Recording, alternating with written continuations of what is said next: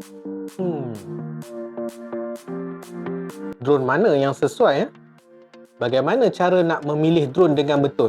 Nantikan penerangan saya selepas ini.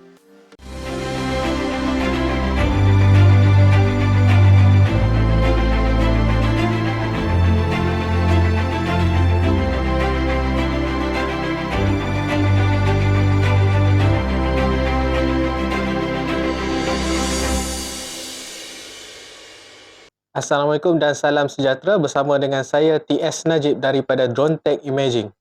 Okey, sebelum kita pergi kepada cara pemilihan drone dengan betul, saya ingin menerangkan kepada tuan-tuan dan puan-puan mengenai apa itu drone. Okey, drone bermaksud Dynamic Remotely Operated Navigation Equipment, iaitu satu peralatan navigasi yang dikendalikan dari jauh secara dinamik. Apa itu peralatan navigasi? Okay, peralatan navigasi ini bermaksud apa-apa peralatan ataupun equipment yang mana kita boleh gerakkan dia atas, bawah, kiri, kanan, depan, belakang. Okey, dan kita boleh arahkan dia untuk bergerak ke sesuatu tempat. Itu adalah satu peralatan navigasi yang dikendalikan dari jauh, iaitu remotely. Okey, dari jauh bermaksud tiada pilot ataupun pemandu yang berada di kenderaan tersebut. Okey, itu maksud drone, D-R-O-N-E. Okey, terdapat pelbagai jenis drone. Okey, ada yang flying drone, ada underwater drone yang digunakan di dasar laut untuk tujuan monitoring ataupun inspection. Ada juga rover dan juga ada surface, iaitu unmanned surface vehicle yang mana diguna pakai di permukaan air. Okey, sekarang kita ingin fokus kepada flying drone ataupun drone yang terbang. Okey, terdapat 4 jenis flying drone, iaitu yang pertama kita panggil sebagai single rotor. Okey, single rotor ni rupa seperti helikopter kerana dia mempunyai satu saja rotor, iaitu main rotor. Yang kedua, kita panggil sebagai multi rotor. Okey, multi rotor ni adalah pelbagai rotor ataupun berbilang rotor. Bermaksud drone tersebut mempunyai lebih daripada satu rotor. Okey, sama ada single rotor ataupun multi rotor, kedua-dua ini kita gelar sebagai VTOL, VTOL. VTOL ni bermaksud Vertical Takeoff and Landing. Okey, kemudian ada satu lagi jenis drone yang kita panggil sebagai HTOL. HTOL bermaksud Horizontal Takeoff and Landing, iaitu drone yang kita panggil sebagai fixed wing drone. Okay, fixed wing drone ni bermaksud drone yang bersayap. Okey, apa beza antara VTOL dengan HTOL? Okey, VTOL ni, Vertical Takeoff and Landing, dia adalah drone yang mana bila dia nak take off dengan landing adalah secara vertikal. Okey, menegaklah atas dan bawah. Okey, di mana HTOL pula, Horizontal Takeoff dengan Landing ni bermaksud drone ataupun pesawat yang ingin, apabila dia ingin take off dengan landing adalah secara horizontal ke depan, seperti kapal terbang lah, pesawat. Okey, jadi VTOL dengan HTOL ni kedua-duanya ada kelebihan dan kelemahan. Sebagai contoh, kita tengok VTOL dulu. Okey, VTOL, Vertical Takeoff dengan Landing. Apakah kelebihan dia? Kelebihan dia adalah dia boleh take off dengan landing dekat kawasan yang sempit. Okey, sebab dia jenis naik dan turun, menegak. Okey, tapi kelemahan dia yang jenis VTOL ni, dia consume atau menggunakan tenaga yang sangat kuat. Okey, sebagai contoh dia, apabila dia nak hover, kalau katakan drone tersebut mempunyai 4 kipas, okey, 4 rotor, so dia kena memutarkan keempat-empat dia punya rotor tersebut untuk membuatkan dia boleh hover ataupun terapung, okey, di udara. So dia menggunakan tenaga yang sangat kuat.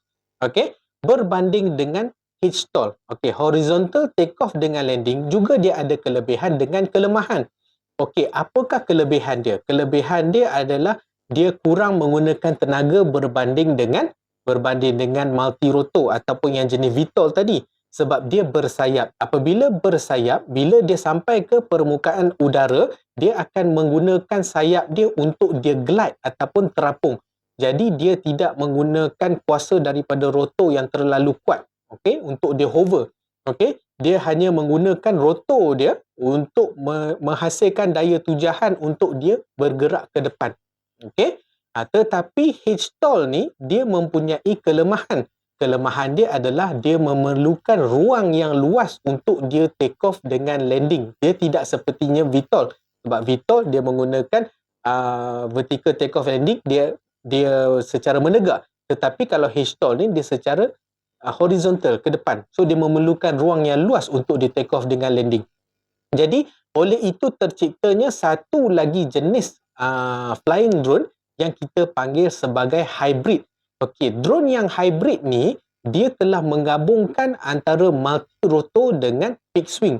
Di mana apabila dia nak take off dengan landing, dia akan take off dengan landing secara VTOL. So dia akan menggunakan keempat-empat kipas dia tu untuk dia take off dengan landing secara menegak.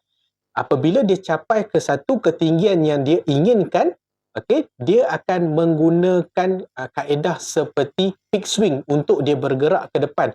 Jadi dia akan off keempat-empat kipas dan dia akan on satu ataupun dua kipas saja untuk dia hasilkan daya tujahan untuk dia bergerak ke depan. Okey, jadi yang jenis hybrid ni dia boleh menjimatkan tenaga. Okey, dan juga keistimewaan dia boleh take off dengan landing dekat kawasan yang lebih sempit. Okey, sejak bila bermulanya teknologi drone ini? Terdapat pelbagai pandangan mengenai sejarah teknologi drone. Okey, di sini saya akan menerangkan ada beberapa sahaja. Yang pertama sekali adalah tahun 1849 ya, bukan tahun 1949. Tahun 1849, 1849 di mana negara Austria mereka sudah menggunakan belon udara untuk membawa bom untuk pergi menyerang. Okey, tidak mempunyai pilot, tidak mempunyai anggota tentera yang bawa belon udara tu, tetapi hanya belon udara yang membawa bom. Okey, kemudian tahun 1917, okey, 1917, okey, di mana British mereka sudah mencipta sebuah pesawat tanpa pemandu yang dipanggil sebagai Britain's Aerial Target. Okey, di mana itu adalah pesawat yang pertama yang telah diuji tanpa pemandu, okay, dan menggunakan radio control. Okay. Dan yang ketiga adalah tahun 1918, di mana terciptanya sebuah pesawat yang dipanggil sebagai The Catering Bug. Okay, The Catering Bug ni digelar sebagai American Unmanned Aerial Torpedo yang dikontrol oleh gyroscopic. Okey, tetapi Catering Bug ni dia bukan seperti yang Britain Aerial Target tadi. Okay, Britain Aerial Target dia adalah pesawat tanpa pemandu. Okey, tetapi yang Britain's Aerial Target tadi dia hanya berjaya untuk membuat testing saja. Okey, penerbangan testing. Di mana The Catering Bug ni mereka pernah menggunakan dia untuk tujuan sebenar, tujuan untuk flying untuk membawa torpedo. Di mana the whole body Catering Bug ni adalah daripada torpedo. Okay, tetapi ia telah dihentikan penggunaan dia kerana kos dia terlalu tinggi. Okey, kerana apabila dia terhempas, okey, dia akan terhempas dengan the whole body dia, seluruh pesawat itulah. Jadi kos terlalu tinggi, so mereka telah menghentikan penggunaan Catering Bug. Okey, kita pergi kepada bagaimana cara untuk memilih drone yang betul. Okey, terdapat pelbagai faktor-faktor yang mana tuan-tuan dan puan-puan perlu fikir dulu sebelum tuan-tuan dan puan-puan membeli sebuah drone. Okey, faktor yang pertama adalah faktor penggunaan dan juga tujuan tuan-tuan dan puan-puan membeli sebuah drone. Apakah tujuan tuan-tuan dan puan-puan ingin mendapatkan sebuah drone? Adakah untuk hobi ataupun untuk kegunaan kerja? Ataupun mungkin tuan-tuan dan puan-puan nak beli drone yang boleh dipakai untuk kedua-duanya sekali, hobi dan juga kerja. Okey, untuk tujuan kerja, apakah kerja-kerja yang tuan-tuan dan puan-puan ingin buat? Okey, sebagai contohnya, apakah perkhidmatan ataupun services yang mana tuan-tuan dan puan-puan ingin tawarkan? Okey, sebagai contoh dia, kalau tuan-tuan dan puan-puan ingin menawarkan perkhidmatan area fotografi dengan videografi, untuk membuat area mapping, mungkin tuan-tuan dan puan-puan ingin membuat perkhidmatan inspection pun ada beberapa. Sebagai contohnya, ada rooftop inspection, ada power line inspection, ada solar panel inspection, dan juga mungkin tuan-tuan dan puan-puan ingin membeli drone yang untuk digunakan untuk perkhidmatan pertanian. Okey, jadi tuan-tuan dan puan-puan kena tahu apakah tujuan tuan-tuan dan puan-puan ingin membeli drone. Okey, sebagai contohnya, kalau tuan-tuan dan puan ingin membeli drone yang boleh digunakan untuk hobi dan juga untuk menawarkan perkhidmatan area fotografi dengan videografi.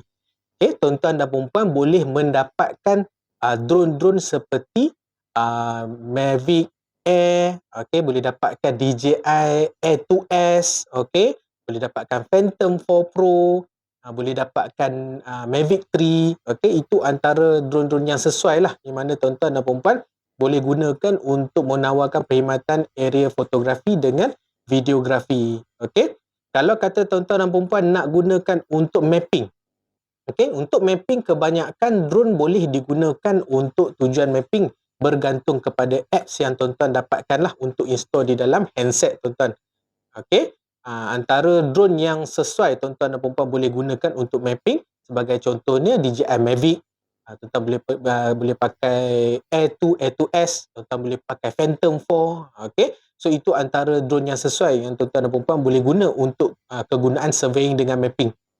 Okey, selain daripada tu, kalau kata tuan-tuan dan puan ingin menawarkan perkhidmatan inspection. Okey, inspection saya kata tadi ada pelbagai. Sebagai contoh dia, yang pertama rooftop inspection. Rooftop inspection tuan-tuan boleh pakai drone yang biasa. Okey, drone yang biasa. Kalau tak ada thermal imaging camera pun tak ada masalah. Tetapi kalau tuan-tuan nak menawarkan perkhidmatan untuk solar panel inspection, untuk power line inspection, itu adalah antara contoh inspection yang mana tuan-tuan dan puan perlu mendapatkan drone yang mempunyai thermal imaging camera. Okey, kalau drone-drone yang biasa tak boleh buat sebab dia tidak mempunyai thermal imaging camera. Okey, antara pilihan drone yang mempunyai thermal imaging camera sebagai contoh dia DJI Matrix 300, ada DJI Matrix M30 thermal, ada DJI Mavic 3 Enterprise thermal, itu antara contoh-contoh drone yang mempunyai thermal imaging camera. Okey, kalau kata tuan-tuan dan puan nak menawarkan perkhidmatan pertanian. Okey, perkhidmatan pertanian apa yang tuan-tuan dan puan nak tawarkan? Okey, yang paling famous sekali adalah semburan lah. Okey, semburan baja ataupun semburan racun. Okey, sebagai contoh dia, tuan-tuan dan puan kena tahu, kalau nak beli drone yang boleh membuat semburan, okey, apakah perkhidmatan yang tuan-tuan dan puan nak tawarkan? Adakah hanya untuk membuat semburan sahaja? Kalau semburan saja, dia mempunyai drone yang boleh membuat perkhidmatan semburan saja. Okey, ataupun mungkin tuan-tuan dan puan nak menawarkan perkhidmatan untuk tabur sekali, tabur baja ataupun tabur benih. So dia ada pula pilihan drone yang boleh membuat drone untuk semburan dan juga untuk menabur. Okey, sebab dia tak sama equipment dia. Okey, ataupun mungkin dalam pertanian tuan-tuan dan puan nak menawarkan perkhidmatan crop health ataupun melihat kesihatan tumbuhan. Okey, untuk melihat kesihatan tumbuhan, tuan-tuan dan puan perlu menggunakan drone multispectral. Okey, antara pilihannya kita ada DJI Phantom 4 multispectral. Okey, itu adalah contoh drone. Okey, mengikut apakah kegunaan dengan tujuan yang tuan-tuan dan puan ingin beli drone tersebut. Okey, faktor yang kedua adalah apakah ciri-ciri yang tuan-tuan dan puan kehendaki dalam drone tersebut. Okey, faktor yang kedua ni dia ada kena mengena dengan faktor yang pertama, iaitu apakah kegunaan dan tujuan yang tuan-tuan dan puan nak gunakan drone. Okey, jika tuan-tuan nak gunakan untuk hobi ataupun untuk kerja-kerja industri. Okey, apakah ciri-ciri drone yang tuan-tuan nak? Okey, jika tuan-tuan dan puan nak menawarkan perkhidmatan area fotografi dengan videografi, ciri yang pertama yang tuan-tuan dan puan kena ambil kira adalah mengenai spek kamera. Pilihlah spek kamera yang bersesuaian, resolution yang elok, yang mana drone yang boleh ambil video sehingga 4K 60 frame per second. Okey, itu adalah kualiti yang sangat cantik. Okey, yang kedua dari segi berat. Okey, drone yang saiz macam mana yang tuan-tuan dan puan kehendaki? Adakah yang jenis besar? Okey, kita ada Phantom, kita ada Inspire. Okey, ataupun mungkin tuan-tuan dan puan ingin yang lebih compact. Okey, yang boleh dilipat sebagai contoh dia Mini 3, ada Mavic, okey, ada Air 2S. Okey, yang mana kita boleh, dia lebih compatible, kita boleh lipat dan boleh mudah untuk kita bawa ke mana-mana. Okey, yang ketiga adalah flight time. Okey, sebelum tuan-tuan dan puan membeli drone, tuan-tuan dan puan kena kaji tentang flight time. Okey, berapa lama flight time yang tuan-tuan dan puan kehendaki. Okey, adakah sebagai contoh dia tuan-tuan dan puan ingin buat kerja-kerja mapping, di mana kalau kerja-kerja mapping lebih sesuai kalau tuan-tuan dan puan menggunakan drone yang flight time dia lebih lama. Okey. Yang keempat mengenai sensor. Okey, sensor apa yang dia ada dekat drone tersebut? Sebagai contoh dia obstacle sensor. Obstacle sensor adalah sensor yang boleh detect halangan. Ada drone yang mempunyai forward obstacle sensor sahaja, di depan saja. Ada drone yang mempunyai all around sensor, di mana dia ada depan, belakang, kiri, kanan dan juga ada yang berada di bawah. Ada juga drone yang mempunyai obstacle sensor juga berada di kedudukan atas. Sebagai contoh dia air to S. Okey. Jadi itu antara ciri-ciri yang mana tuan-tuan dan puan kena tengok dulu, kena fikir dulu sebelum tuan-tuan dan puan membeli drone. Okey, faktor yang ketiga adalah mengenai bajet, kos. Okey. Sebelum kita membeli drone, kita kena tahu dululah berapakah bajet yang kita ada. Okey, ada drone yang range harga lebih kurang RM1,000 hingga RM3,000. Ada yang harga range dalam RM3,000 hingga RM5,000. Ada yang antara range harga RM5,000 hingga RM10,000 dan ada yang lebih daripada RM10,000 bergantung kepada yang pertama tadi iaitu apakah tujuan tuan-tuan dan puan membeli drone. Okey, adakah sekadar hobi ataupun tuan-tuan dan puan nak gunakan untuk kerja ataupun mungkin tuan-tuan nak gunakan untuk kedua-duanya sekali, hobi dan juga boleh membuat kerja. Okey, faktor yang terakhir adalah faktor tahap kemahiran. Sebelum tuan-tuan dan puan membeli drone, tuan-tuan dan puan kena tahu tahap kemahiran diri masing-masing. Adakah tuan-tuan dan puan sudah lama menceburi bidang teknologi drone dan juga sudah pernah menerbangkan drone ataupun mungkin tuan-tuan dan puan baru menceburi bidang teknologi drone dan belum pernah menerbangkan drone. Jika tuan-tuan dan puan belum pernah menerbangkan drone, nasihat saya adalah tuan-tuan dan puan boleh mendapatkan toy grade RC ataupun permainan kawalan jauh yang boleh didapati di online market. Okey, ada yang range antara RM70 hingga RM100 yang mana tuan-tuan dan puan boleh beli dulu untuk tujuan mempelajari bagaimana cara untuk menerbangkan drone. Praktis dulu cara bagaimana controlling dia, bagaimana untuk mengawal drone tersebut.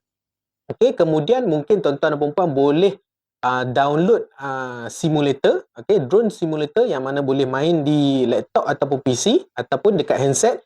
Cuba dulu bermain, dan bila tuan-tuan dan puan dah mahir pengendalian di simulator dan juga permainan kawalan jauh, tuan-tuan boleh dapatkan drone yang lebih range yang lebih tinggi daripada tu.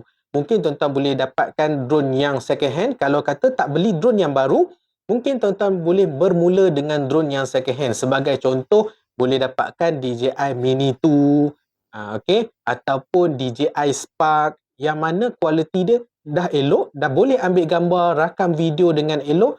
Mulakan dengan yang bawah dulu.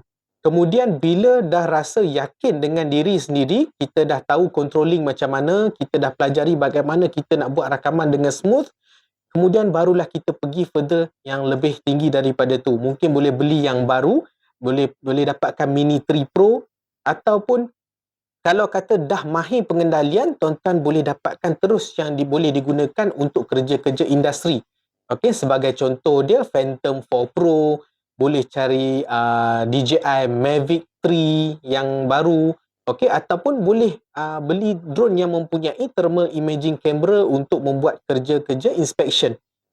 Tapi mulakan daripada bawah dulu bagaimana cara pengendalian dengan betul. Tapi tuan-tuan dan puan kena ingat, walaupun tuan-tuan dan puan telah mahir pengendalian, tuan-tuan dan puan kena tahu berkenaan dengan undang-undang dan peraturan drone di Malaysia.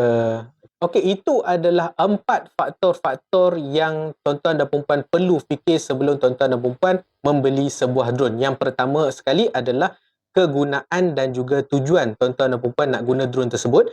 Yang kedua adalah apakah ciri-ciri yang tuan-tuan dan puan inginkan di dalam sebuah drone. Yang ketiga adalah berapakah bajet tuan-tuan dan puan. Dan juga yang keempat adalah apakah tahap kemahiran yang tuan-tuan dan puan ada. Jadi sehingga sini saja video kita pada kali ini. Saya telah menerangkan berkenaan dengan asas apa itu drone dan juga cara-cara pemilihan drone. Semoga kita berjumpa lagi di dalam video-video akan datang. Terima kasih. Assalamualaikum.